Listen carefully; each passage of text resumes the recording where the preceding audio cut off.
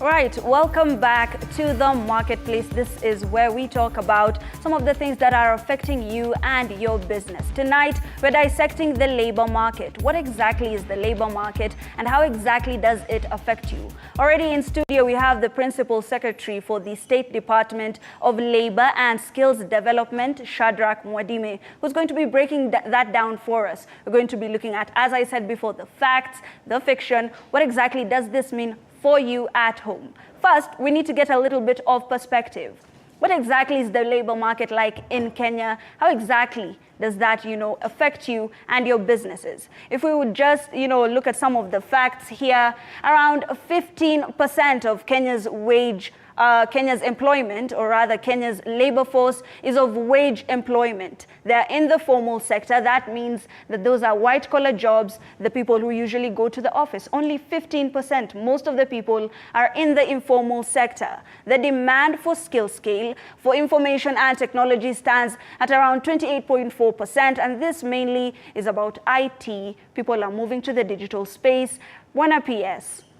Information and technology takes up 28.4% of the demand for skills in the country. The government is big on employing people on the digital space. How exactly is your State Department working on this? Thank you for having me here. Concerning the digital space, what we are trying to do, as in accordance with the statistics that you've given us, is to encourage as many young people as possible to be able to get these online jobs.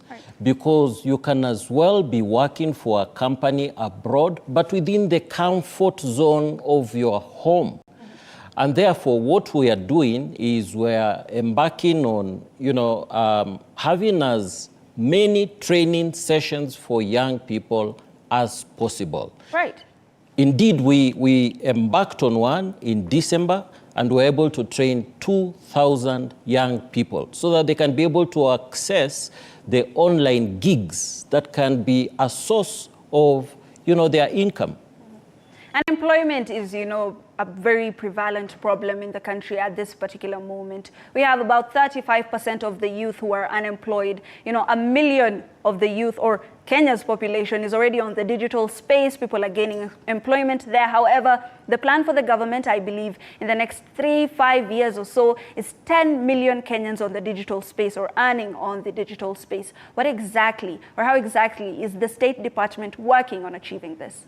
We are working very closely with the State Department of ICT and some of the major companies that can be able to offer scholarships, or be able to offer training, can sponsor our young people to undertake this training. Right. Safaricom is one company that has assisted the government, has partnered with the government, and we've been able to achieve a lot together with them. Right. But there are also other non-profit making companies that are also training our young people. They are quite a number. And some of them, you'll be surprised, are actually being run by Kenyans. Right. So it is Kenyans who are going out to assist other young people to gain the skills that they require to do the digital, jobs. Right, and according to, the statistics, finance and business management stands at around 27.4% in the demand for skills scale. This touches on formal education, it touches on skill requirement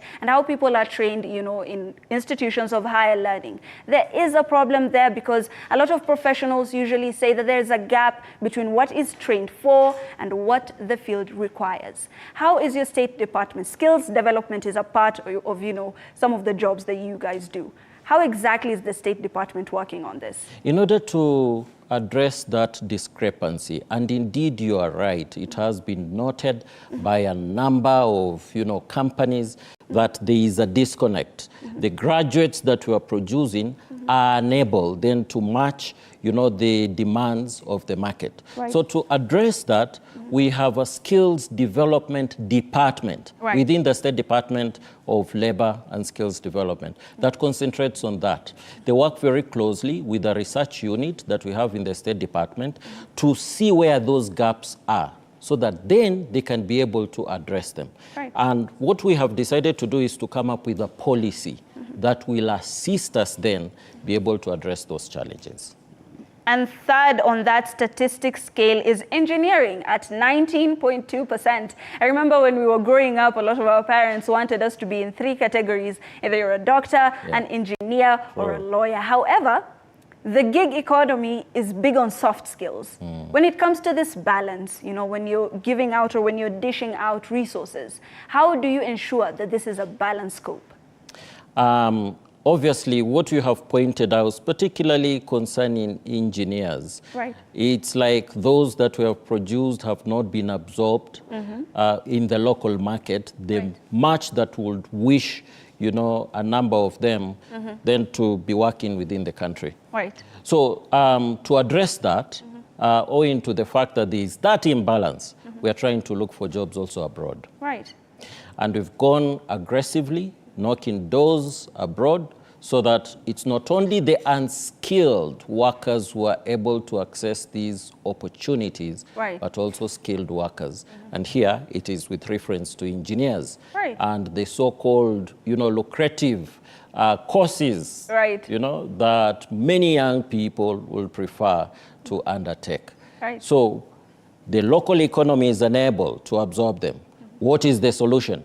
There are opportunities that are opening up abroad. And this is as a result of the aging population that we have in Europe and other countries, both Western and Eastern Europe, and also in some of the Americas. And therefore, where these opportunities are available, will push a number of these skilled workers to occupy these opportunities. You're saying it's just achieving a balance between, you know, the skilled market force and the unskilled market force. And when it comes to skilling, TVETs is, you know, one of the projects or the programs that the government is really pushing towards. You know, technical and vocational training is really big, especially when it comes to the youth. And of course, we have statistics here. Transport and logistics covers about 21.3% of, you know, some of the skills demanded in that particular sector. Electrical, wiring, and installation is about 21.1%. And of course, we have agriculture related, that is 9.8%. Now, most of these sectors are very important, but you find that a lot of the youth usually shun away from them because it's not a white-collar job. Are we changing this narrative? Are we changing this perspective in the country? We are changing that perception very, very aggressively. And I think it was encouraged possibly by our parents some years back. If you join a TVET, then you are seen to be a failure, possibly because you've been unable to get a white-collar job. But we know as it is currently, these are very well-paying jobs. They're even more well-paying than the white-collar jobs. So the Kenya Kwanza administration has put in a lot of emphasis, you know, in ensuring our young people, those who graduate from Form 4, and even from primary school or whichever level, even graduates would wish to earn more skills, you know, so that they are employable. They can be able to get some of these jobs. We're encouraging them to go to TVETs. Indeed, when you go to Western European countries, the emphasis has been on TVETs. You'll find graduates, even those with masters, going back to TVETs, you know, to earn more skills, so that they can then be able to combine the theory that they have with the practical lessons that they get in TVETs, and they're able then to fit in the labor market very comfortably. So we are putting emphasis on our young people to change that perception that was there before. You want to earn a lot of money? TVETs is the way to go. And you may have realized that the government has, you know, put in a lot of resources, also with the support of the CDF and the county governments, to ensure that we have high-class TVETs as it is now. Unlike previously, the village polytechnics that we usually looked down upon, this time round, the focus has changed, and we are putting in resources into our TVETs. And speaking of this time round, the TVET skills needed by enterprises, one of them is building and construction at 18.2%. The Kenya Kwanza government, of course, is big on ensuring that the youth are employed in this particular project. What are some of the ways that your State Department and the government in whole, you know, is taking up so that they can identify the people who should be employed in this particular sector? Okay, you realize that other than the graduates of TVETs, we also have a number of young people who've been working in the construction industry for a while. Right. And they have gained skills through work experience. Now, for some of them, we are certifying their skills. We do certification. And this is done by the National Industrial Training Authority. We do it on an annual basis, where they go around the country, see the young people who have these skills and issue them with certificates so that they are not just employable within the country, but also outside the country. But in Kenya, of course, you know, the Kenya Kwanza administration is aggressively, you know, trying to ensure that we put up low-cost housing. Right. You know, for the good of people who are not able, not the middle income earners, but people who are not able to purchase very expensive houses. And therefore, this is an opportunity for young people, particularly those who have skills, who have certificates on matters building and construction, to gain employment.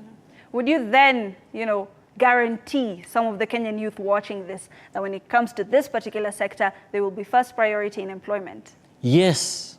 Yes, and yes, and yes. Right. Not only in Kenya, as I said, but also abroad. Saudi Arabia, for example, is building up a new city, new, you know, and therefore those young people who have these skills, owing to the fact that we're about to sign a bilateral labor agreement with them on skilled workers, not unskilled workers, they will benefit immensely. Right. And as I said earlier on also, the Western European countries, you know, that they are expanding in terms of putting up new cities, constructions of homes and what have you, they will benefit immensely. So it's not just within the country, but also outside. Right. Now, you know, everything usually in life has, you know, a double edge. We call it the double-edged sword.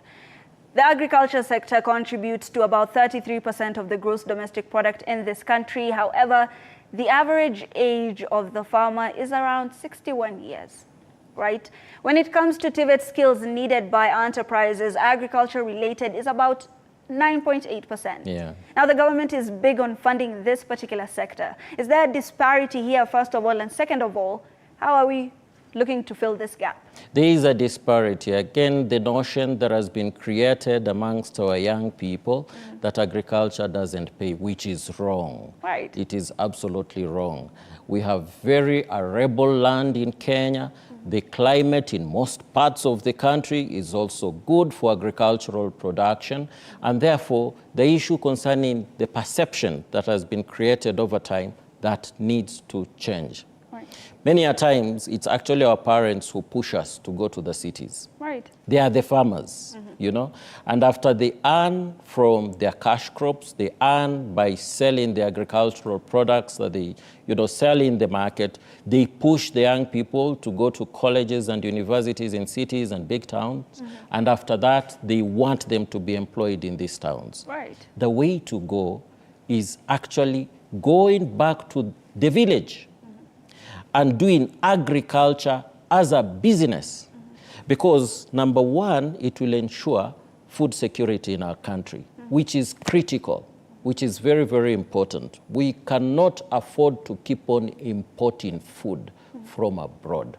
We have to be self-sustainable in terms of agricultural production. Right. The population of our young people is nearly 65% of the entire population in the country. Right. These are the people with energy, with a lot of strength, and the skills that we give them will then be able to translate to high agricultural production of agricultural crops, you know, that will be sold not only within, but will also assist with exports. So we are changing that perception, and that's the reason why the government is plowing in a lot of resources in TVETs so that our young people can then gain the skills, the knowledge that they require on agricultural production. Speaking of, you know, changing perspectives, you've spoken about how agriculture could be the saving grace of our country. Now, around 70% of the country is arid and semi-arid. Right? When it comes to innovation promotion, irrigation is, you know, one of the solutions that the government is trying to take up. However, is irrigation, you know, the debate is always, is irrigation the solution? When it comes to promoting innovation and funding innovation, when it comes to skills development, how exactly is the State Department going about this? Okay, so we're encouraging our young people who are undertaking, science-related courses, like at Jomo Kenyatta University of Agriculture and Technology. Egerton University has also been strong on matters agriculture, in training our young people on agriculture. So it's smart agriculture that we are going for. It's a combination of technology and, of course, the arable land that we have, the agricultural environment that obtains in our country.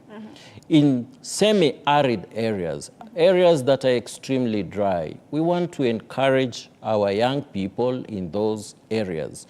Again, using technology, using the skills that they're able to acquire, to go into matters, harvesting of rainwater, for example. Of late, we've received a lot of rainfall in the country. Is it possible for us to harvest it so that then we can use the water that we've been able to harvest for irrigation? And you see, irrigation can be used for short-term crops. It doesn't have to be long-term crops. There are several short-term crops that actually pay well.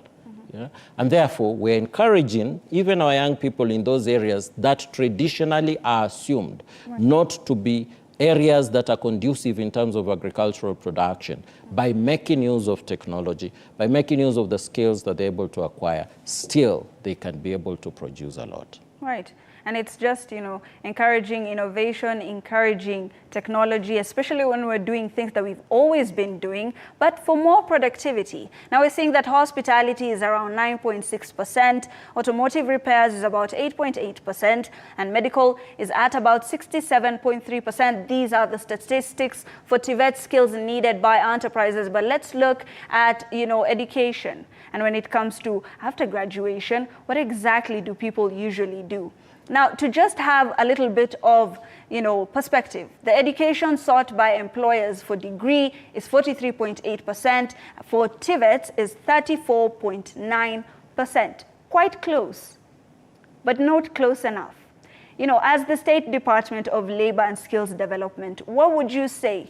What exactly should be prioritized, degree or TVETs? TVETs should be prioritized. Right. If we are to industrialize our economy, we have to put a lot of focus on TVETs. And I can assure you, with the strategies that we've put in place, the percentage for TVET will surpass degrees. Right. Because a number of our young people who have degrees are even wondering why they had to go to universities, because they've been unable to secure employment.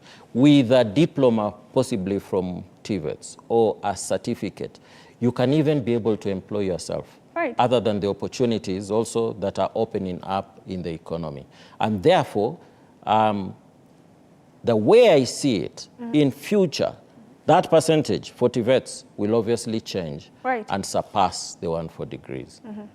Having a good mix of, blue-collar skills and white-collar skills. Before we go for a very short break, Bwana PS, when it comes to exportation of labor, in one sentence, what exactly are we prioritizing as a country? Blue-collar or white-collar? Both. Right. Both, because we have a number of young people in Kenya who have skills that the Western European countries will be able to make use of. So, of course, we also have to concentrate on unskilled, because we have a number of young people who've been not able, to go beyond secondary school or beyond, primary school.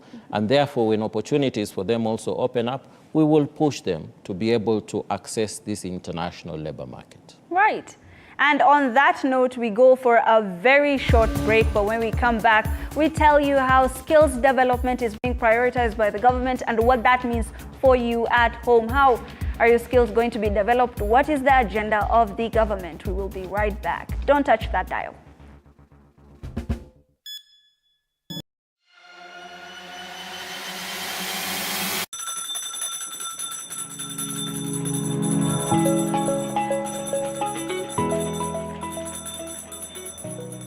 Wanasema wasemao kuwa elimu ni bahari haiishi kwa kuchotwa. Wakati mwingi natangamana na wanafunzi madarasani, sio kama mwalimu bali kama nahodha kwenye kipindi cha tasnia ya elimu. Na iwapo utanikosa madarasani, basi utanipata nyanjani nikisaka habari zenye usawa, ufasaha na ukweli. Na iwapo utanikosa nyanjani, bila shaka utanipata studioni hapa nikisoma habari na kuendesha mijadala mikomavu. Mimi ni Andrin Kilemi, mpenzi wa lugha ya Kiswahili na elimu kwa jumla.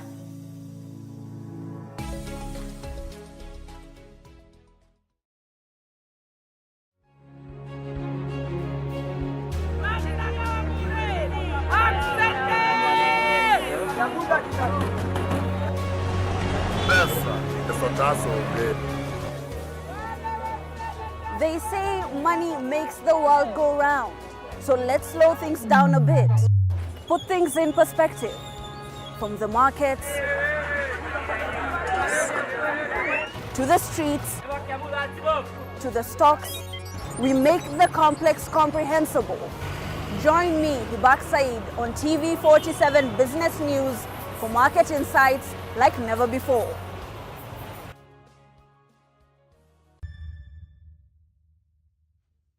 The news that matters the most is the one that hits close to home. When disasters strike, we are there to inform you. When the bullets are flying, we tell you who's shooting and why. Reporting on your victories, your health, your money, your security, your past, present, and future. We are interested in telling the stories of creativity, hard work, and resilience that you are known for. That is our job. This is my job. My name is Victor Moyakane, and it's my honor to bring you this news this way every Thursday night on the home of Untold Stories.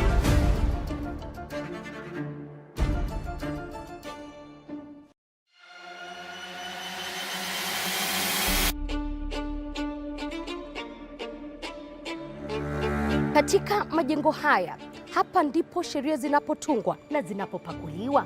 Nitakuletea viongozi mbalimbali.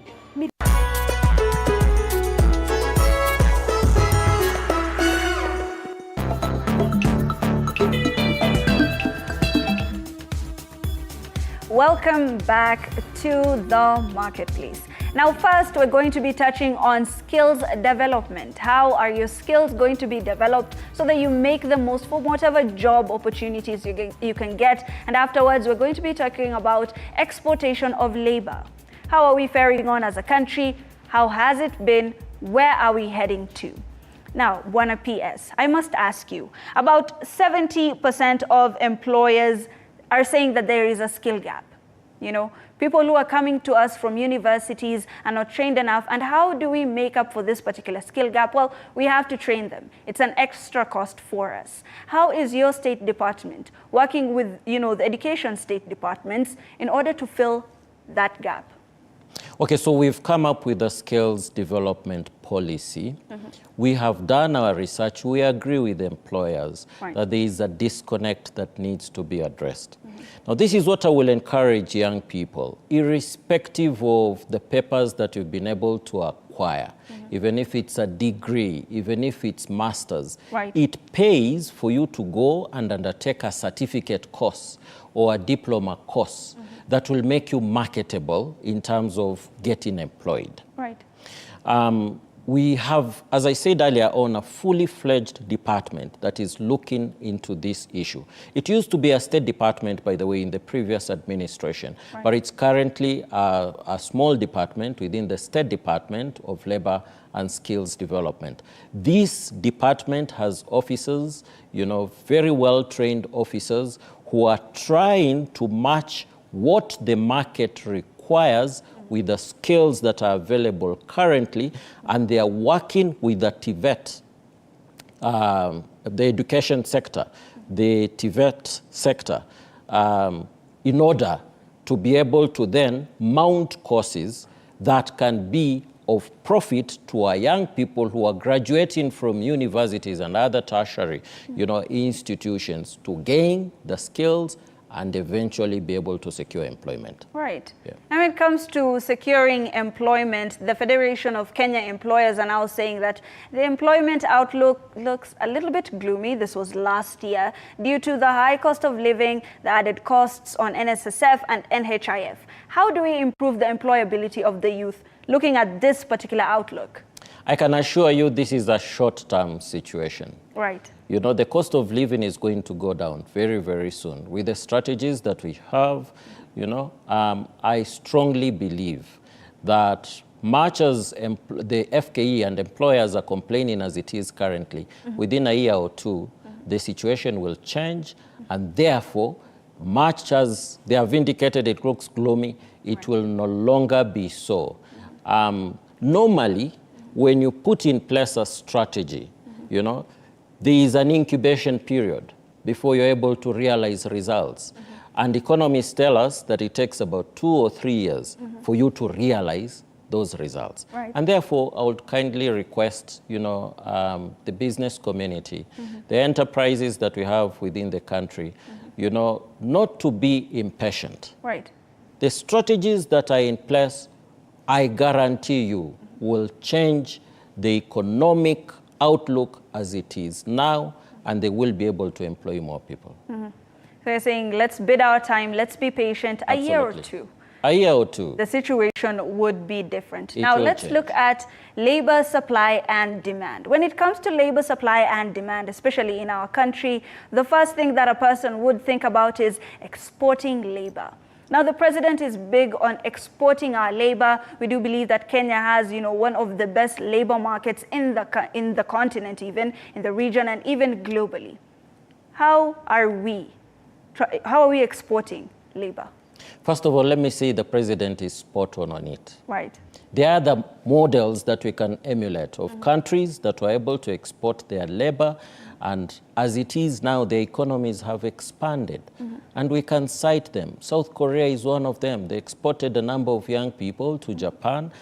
They were able to earn, you know, skills and also eventually get the technology that was there at that particular period of time, and they transferred it back home, and they took off. Right. Vietnam is another country that we can cite as an example. It did extremely well as it is about 20, 30 years ago, right, by allowing the young people to go abroad, you know, to earn skills, to also earn a lot of money, you know, that they would then use to pump it back in the economy, to make investments, you know. And you see, the reason why we feel very strongly that if we take our young people out to occupy the positions that are opening up, they will be able to come back home. The remittances, you know, of their earnings and invest in our local economy. Right. What will that do? By investing in the local economy, establishing enterprises within, they will be able to employ other young people within our country. Right. Yeah? So you can see the advantages are immense. They are getting employed, they are earning some good money, they are remitting this money back to the economy, and mind you, they are earning in terms of foreign currency, you know. So they are plowing back a lot of foreign currency into our local economy, and therefore we are guaranteed that our economy will expand. Right. Secondly, foreign currency, foreign diaspora remittances, as it is now, surpass what we are getting as foreign currency than the traditional cash crops, right, that we used to export, you know, years back. Foreign diaspora remittances stand at about 600 billion as it is currently. That has surpassed what would earn from coffee, what would earn from tea, what would even earn from the hospitality industry, right, tourism. So we are on the right track, you know, to change this economy, to make it expand. Right. If we'll be able to get to 1 trillion shillings, that will be a quarter of our national budget. Right. We'll be able to clear some of the debts that we have, and we'll have spare money also in terms of the investments that we require within our country. Just to once again gain some perspective, Bwana PS, you've said, you know, of course, remittance is really big and it does bring in a lot of money, especially foreign exchange, which is very important for the country considering the state of the Kenyan shilling. But it stands at around 4% of the gross domestic product. The global scale, you know, the global aim is around 7%. This is one of the areas that we should be improving on as a country. There are gaps when it comes to remittances. How are we addressing these gaps? We are working together with the central bank to make it cheaper also for Kenyans to be able to bring back home, you know, the foreign currency that they are earning out there. Right. So would wish to make or come up with an environment that is conducive, a business environment conducive for Kenyans to be able to plow back, you know, what they are earning abroad. Not only that, we are working also very closely with the Kenya Investment Authority so that we can advise our young people concerning, you know, how they can invest their hard-earned money abroad. You remember, some time back we had challenges with athletes. They were earning a lot of money, but somehow they did not know how to invest this money. As it is currently, owing to the fact that they're working closely with the Kenya Investment Authority, they are able to make investments that pay back well. The return on investment is extremely high.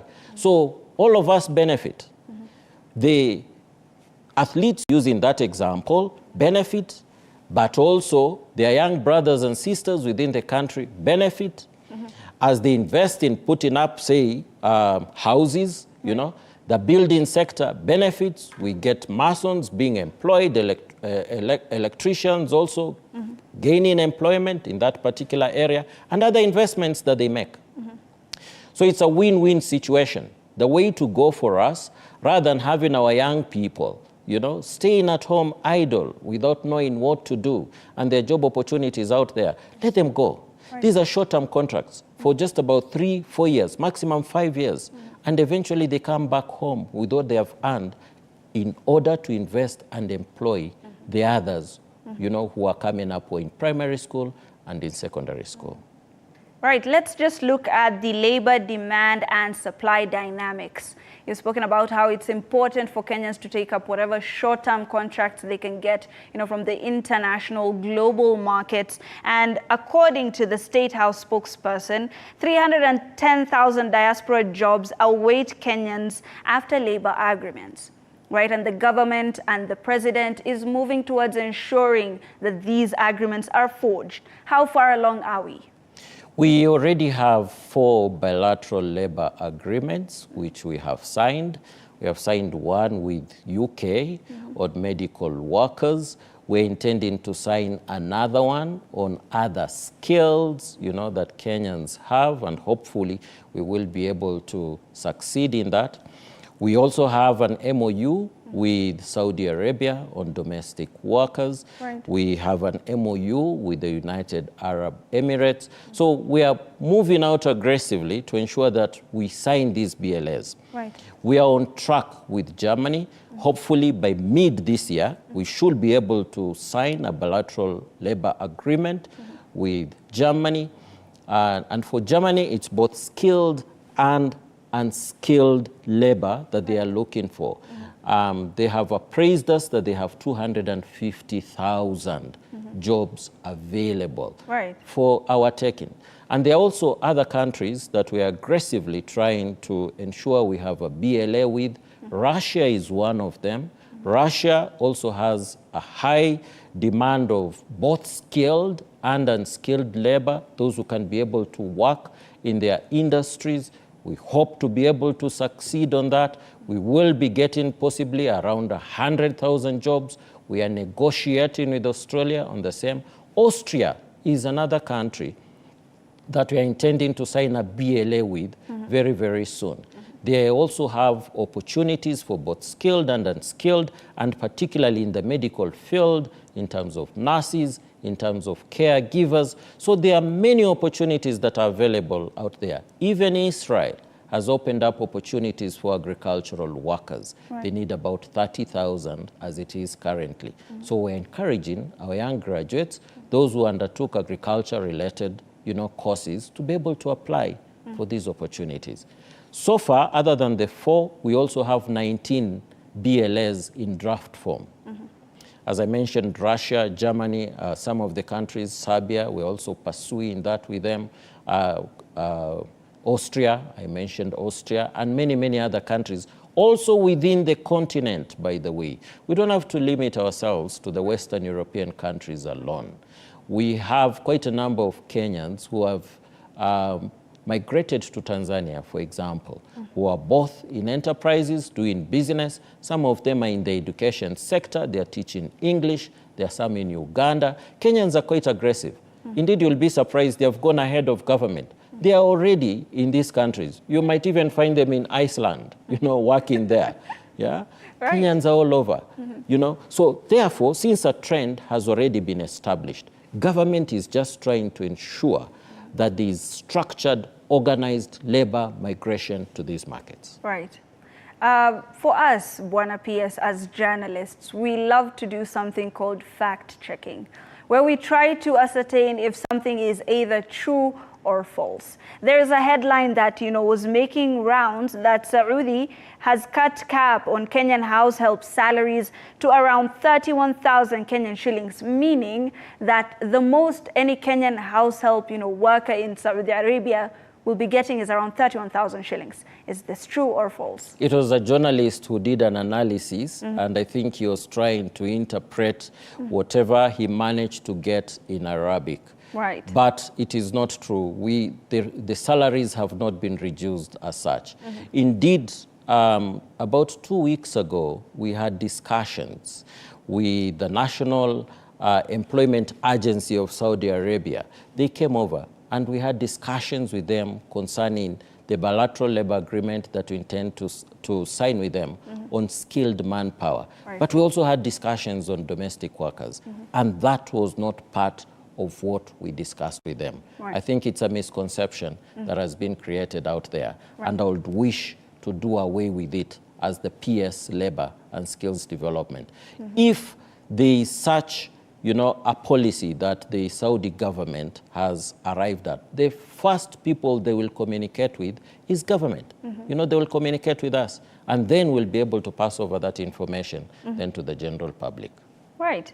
And, still within the Saudi market, it's a lucrative market for a lot of nations. Even the Philippines usually takes advantage of it. And the State Department has promised an additional 2,500 jobs in the Saudi market. This notwithstanding, a lot of Kenyans are very, they're very reserved about going into the Saudi Arabian market, mostly because there are very many cases of abuse. When it comes to protecting Kenyan workers, what is your State Department doing to ensure that they are safe? Okay, so we're establishing a bill. Indeed, it's at the Attorney General's office, as it is currently. He should soon be forwarding it to Parliament. Within that bill, within that law that we want to be enacted, we'll have a welfare fund. Right. So that in case Kenyans find themselves in a very distressing situation, unlike what has been happening, that they have to call, their parents and relatives to be able to bail them out of that fund, we will be able to rescue them and ensure that they come back home safely. But other than, just ensuring their safe travel, back to our home country, we have a toll-free number that is managed 24/7 by the National Employment Authority, so that any Kenyan, not only in the Middle East, but wherever in the world, who finds himself or herself in a distressing situation, can get in touch with government immediately. So that then we can raise the matter with our embassies abroad, with our labor attaches, and they should be able to assist our Kenyans there. But remember, our BLAs, our bilateral labor agreements, are human rights based. We are pushing, these governments where these opportunities are available, even Saudi Arabia, to guarantee the welfare of our Kenyans who are working there. Right. The challenge that we have with Kenyans sometimes is they are recruited you know, by rogue agencies, or even not rogue agencies, you know, criminals, conmen, you know, who are involved in human trafficking, yeah, and human smuggling, and they end up in situations where they cannot be able to get any assistance easily. We're encouraging Kenyans, you know, who go through bilateral labor agreements, the structures that we have in place. The moment they land in these countries where labor is available, the countries of destination, they must register with our embassies so that then our embassy staff know where they are, you know, in case there is an emergency situation that, you know, one is likely to face, that they can face, our embassy staff can then be able to assist them. But other than that, even looking at things from a long-term perspective, we want to establish safe houses in some of these regions that traditionally we've had challenges, so that our young people, in case they find themselves in such situations, can run to these safe houses, you know, where their safety can be guaranteed and eventually they can be brought back home. Other than that, in terms of strategies that we are putting in place, we want to study the legal framework that obtains in these countries of destination. Because most of these countries have constitutions, you know, that safeguard human rights. And therefore, by sending our lawyers there to study the systems that obtain, we can then be able to take legal action against someone who tramples upon the rights of a Kenyan. Right. So we have quite a number of strategies that we've put in place. And therefore, I want to guarantee Kenyans that if they are to migrate to these labor markets in accordance with, you know, the structure, the formal structures that we've put in place, they will be safe. Right. And speaking of formal structures, you know, people usually say when a deal is too good, think twice. Right? One of the labor destinations is Israel. Israel is right now in somewhat of a feud. However, 1,500 Kenyans, you know, can get job opportunities in the agricultural sector within that country. When it comes to diplomatic ties and diplomacy, and once again, ensuring the safety of Kenyans, how is the State Department going about this? Yeah, so again, it's the bilateral labor agreement that will guarantee the safety of our Kenyans. We have an embassy in Tel Aviv, you know, fully fledged embassy. We have Kenyan workers working there, diplomats working there, you know, who then link up with the government of Israel to ensure the safety of our people. Right. So they don't really need to suffer, I mean, to fear and assume that when they go to Israel, they will suffer, you know, in any way. Out of the agreement that we have with them, they will be safe even while they work in that state. Right. And we're not only talking about the agricultural sector, we're also talking matters health and the health sector. Now, Kenya has also secured around 1,000 nursing jobs for Kenyans abroad. However, in contrast, we have an average of about 22,000 public health officers graduating yearly in the country. We're big on exporting our labor. Kenyans get excited when they get to go to another country. How do we bridge this gap? Actually, the figure is not 1,000, it's 2,500. Right, Yeah, much closer to 22,000. Yes, Yes. obviously, but 2,500 is the starting point. Right. We are in discussions with Austria. We're in discussions with the United Kingdom. We're in discussions with Canada. We're in discussions with a number of countries. And you see, what we're encouraging our nurses, our local nurses to do is to take up these contracts, because as I say, they are short-term contracts, you know, 3-4 years, yeah? They can move from one country after they gain that international experience to another country where they can be guaranteed even a longer-term contract, so that eventually when they come back home with what they've been able to earn, we'll all benefit from it. And there are more opportunities, you know, that are opening up for the medical staff, those who trained, you know, in medical courses. So 2,500 to begin with in Saudi Arabia, but there are more opening up. Even for caregivers, by the way, those who only have certificates. Because as I said, Europe has an aging population, and therefore the demand for caregivers is extremely high. They will be able to occupy these positions. Austria, for example, is not only offering, opportunities for caregivers, Right. but they can even be able to move to that country with their families. Because, we're talking of young people, and we have to guarantee their mental health. So one can be able to migrate with a spouse and also the children. These are golden opportunities that should be exploited. Right. And speaking of golden opportunities, Bwana P.S., as we start to conclude this conversation, as scintillating as it has been, a lot of Kenyans are wondering, what is my future? I am an unemployed youth. I probably don't make much in a year. I'm looking towards the gig economy. I'm looking towards developing my skills. I'm looking towards, going to other labor destinations. What should I be looking forward to? In the meantime, as we try to secure employment opportunities for them abroad, and also within the country, by the way, because our economy will gradually expand, right, and will be able to, absorb even more than the percentage that the local economy is capable of. I would encourage them to undertake training on online gig jobs. Right. We have testimonies upon testimonies of young people earning a lot from these gigs. I have a testimony of a young lady who was able to earn 500,000 about a month or two ago. And there are more and more testimonies coming up. I think what we need to do is to encourage these young people, the ones who are successful, to go to the media, and the media house can partner with us on this so as to encourage these young people that you need not be idle, doing nothing at home. You can as well occupy yourself doing these online gigs as you wait to get a permanent job. Right. So is the future bright? Yes. For our young people, yes. We are aggressively going out there to ensure the same. Right. It doesn't have to be gloomy the way I saw your statistics earlier on. The future is bright. Okay. Future is bright.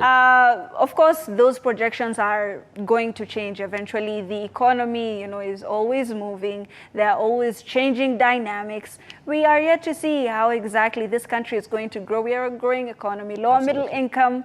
We still have a lot of growth potential. Thank you so much for coming. Thank you. Thank you so much Appreciate. for dissecting the labor market with us tonight. That has been the topic here on The Marketplace. We have told you what exactly is going on in the labor market, what exactly is going on in the State Department of Labor and Skills Development, how that affects you. Of course, next